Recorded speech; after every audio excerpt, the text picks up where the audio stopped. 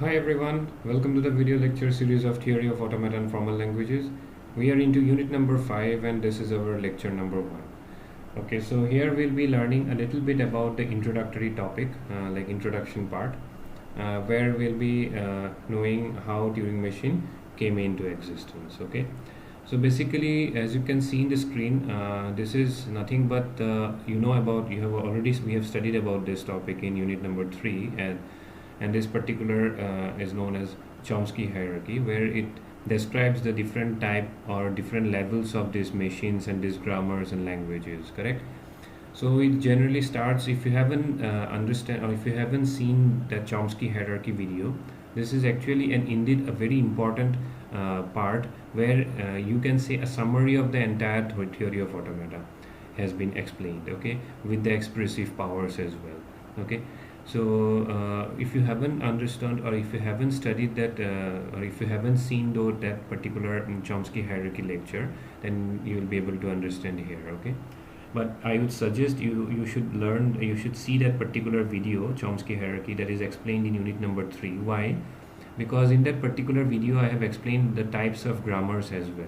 I did how to identify the grammars. Okay, if I ask you that type 0, that is unrestricted grammar, how to identify that a particular grammar is an unrestricted grammar, that I have already done. But in this particular lecture series as well, by the end of unit number 5 I will explain to you all the languages, all the different type of languages, and we will also check how to identify the different type of languages as well. Okay, so look into this particular introductory session where we have explained you in this particular diagram. You can see generally starts from the base level, that is your recursive language, regular language, till recursive enumerable language. Okay, it generally describes this is your type 0. Okay, then this is your type 1, type 2, this is a type 3. I'm extremely sorry, this is a type 3, then this is a type 2, then type 1 and type 0.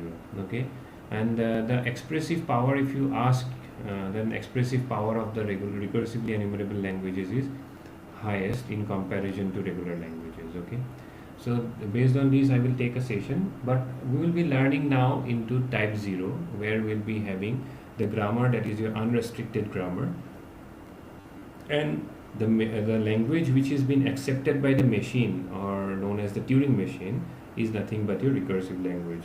Okay, so that we will be looking into this particular session. Okay, now as we know that this particular hierarchy is based on the acceptability of the languages. Okay, so mainly the core thing is that languages which describes the particular set of strings or a particular set of connection of a particular pattern. Okay, and to identify or to accept that particular language, we need an acceptor, which is nothing but the Turing machine for recursive language, context sensitive language. And for context sensitive language it is linear bounded automata, for context free language it is push down automata, for regular language it is finite state machines. Correct, so these are all acceptors. But on the other hand, there is also a very important set of rules which is given by the grammar, which generally defines to that it generates particular set of strings. Okay, from a particular language. So this hierarchy is very important. You should always know about this hierarchy, where we have understood that we'll be learning into this type 0 part, where we'll be learning about Turing machine, and the language that is being accepted is known as the recursively enumerable language or recursive language. We will be looking into the variants of languages accepted by Turing machine, definitely, as I have already told you in introductory session. Okay, and then the grammar that is being accepted is your unrestricted grammar. So this is my main motive of including this particular topic. Okay, so as we will be looking into the data structures that is being used in all these machines. Okay, so I have already mentioned these languages. REL stands for recursively enumerable language or recursive language, RE. Then context sensitive language, context free language, and regular languages. Okay, now we'll be focusing only in this particular part. Okay, now now I will let you know, after understanding this particular scenario, we will be discussing about the data structures that is being used in this particular scenario. So let me get back to the data structure part. Okay, so we're discussing about the data structures that is being used for all the machines that we have already understood right now. Okay, Now if we talk about the type 3 acceptor, that is your finite state machine, the data structure that is being used is only the input string, okay, and that is being carried out from a tape, okay. So I have already defined your tape. Suppose input string be a, okay, sorry, I'm extremely sorry, a, then a, and 3 b's, okay, 4 b's I think so. So this is a particular, sorry, okay, so this is a particular string that I have taken, and the data structure that is being used in finite state machine is your input string only, okay, and that is being induced in this particular input tape, okay. But basically if I ask you that what is the data structure for a finite state machine, is nothing but the input string, okay. Now looking into the next acceptor, that is your push down automata, okay. Push down automata, apart from this input string with the input tape, it generally takes the input tape and the stack. One more data structure that they use is your stack. Stack is used for incorporating the memory part, okay. Now if you are having a to the power n, b to the power n, suppose the language is a to the power n, b to the power n, then if you have to read this particular a to the power n, b to the power n, first you have to memorize this a to the power n format, because number of a's are followed by number of b's, correct. So that means after finishing all the a's, then b starts. That means we have to keep on remembering that how many a's we have completed, and for that we need a separate memory space, and that where we can store, and finally we can write, okay. So that's what I have, that for that reason we use a stack memory data structure, okay. And this is the data structure that we used in push down automata, okay. And in case of Turing machine, the main concept, main focus is our Turing machine. So in case of Turing machine, we will be using a tape and a tape head, correct. So input tape is being used for all the scenarios, but yes, along with the tape we will be using a tape head, and that's a very important thing, is that the tape head is responsible for both read as well as write operation, okay. So that is a beautiful thing that is being incorporated into Turing machine, is that in the tape head itself, in the tape itself, you are able to read as well as write the particular string that you are reading or writing, okay, reading. So this is a very, very beautiful thing, and the tape head is responsible for moving in left and right direction, left right direction, or right left direction, right left direction, okay. So this is how the tape generally moves, okay.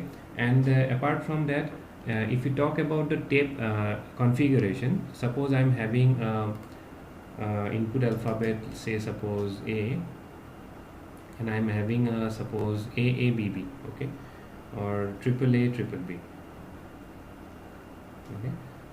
So one more A, and suppose here I have taken B and one more B, okay. So suppose triple A double B I have taken. So this is the string that I have to accept, and I have used a tape and a tape head to read and write this particular string. So after this, we'll be also using at the end of this particular tape, and also in the starting of the particular tape, we have a particular symbol that is known as your blank symbol, okay. So blank symbol is generally represented by capital B, okay. In place of capital B also you can write one more symbol, you can use one more symbol, and that is like in place of B blank you can also use like this symbol also you can use. Actually this blank symbol is a special symbol which is used to fill the infinite tape, okay. Now this tape that I am talking about is actually a two-way infinite tape. Both the side it is having an infinite tape, and in this, for the standard the standard tape that they have used for construction of the Turing machine, that was a one-way infinite tape only. But yes, while we'll be discussing the different type of numericals, we'll be looking into the two-way infinite tape, okay. So I think it's clear to you that what are the data structures that we use. Yes, we'll be discussing about the tape and the tape head, and how the process is being done, that we'll be discussing. But in the next part, next topic that we'll be discussing is the operations that will be performed over this particular tape, okay, that you should know it, okay. So let us check it out, what are the operations being performed.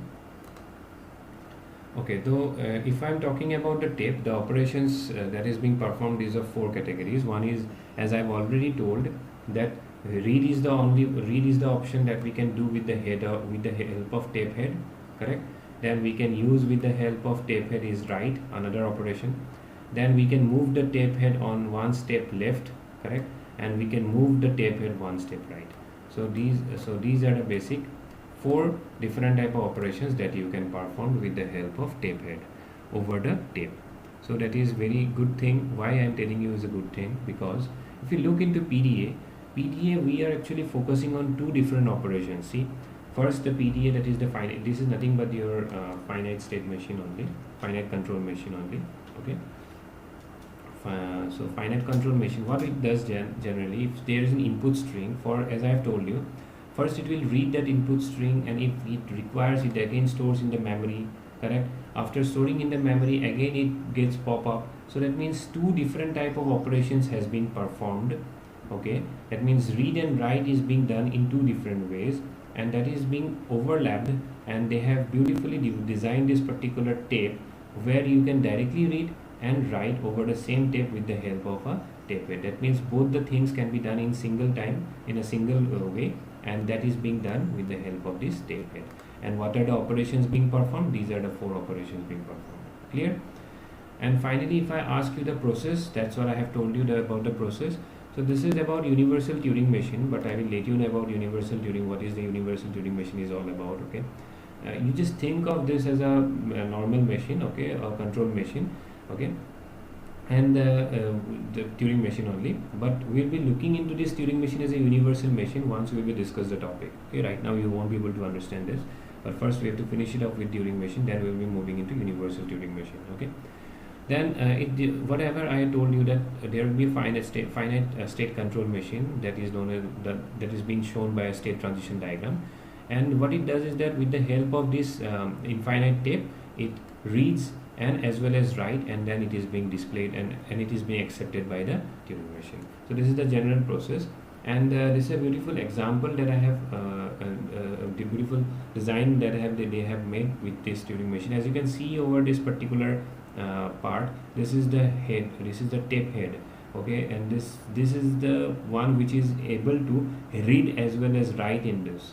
Okay, you can see this is the tape, okay, and this is the tape head, and with the help of this is the tape head, okay, and this is the tape, okay, and this is the finite control machine that is being, and this is the finite control machine that is being performed. Okay, so this was designed, I think, not very old, but it was a recent one, and you can subscribe this, or you can search this particular Turing machine in YouTube as well. You can visualize this particular stuff.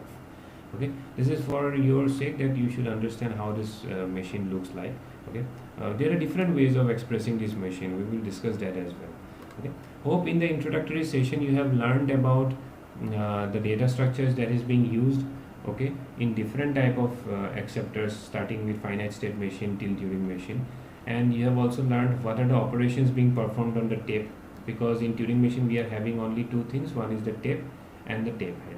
So tape can be single way, or we can say one way infinite tape, always it's infinite tape, and generally we are working with two-way infinite tape. That means both the sides you are able to having blank symbols, that is you are able to read and write. Okay, so, and one more thing is that I have shown to you is a process, how the process goes on, and an example for this. Okay, so hope it is clear to everyone. In the next video I will start off with the main formal description of a Turing machine, and we will look into the different types of Turing machines. That is a very important one, where you will be able to understand, okay, how many different ways of you can express or you can utilize a Turing machine. Okay, so thank you for watching the video. If having any suggestion or comments, please comment down below, and stay safe and stay updated. Okay, thank you for watching.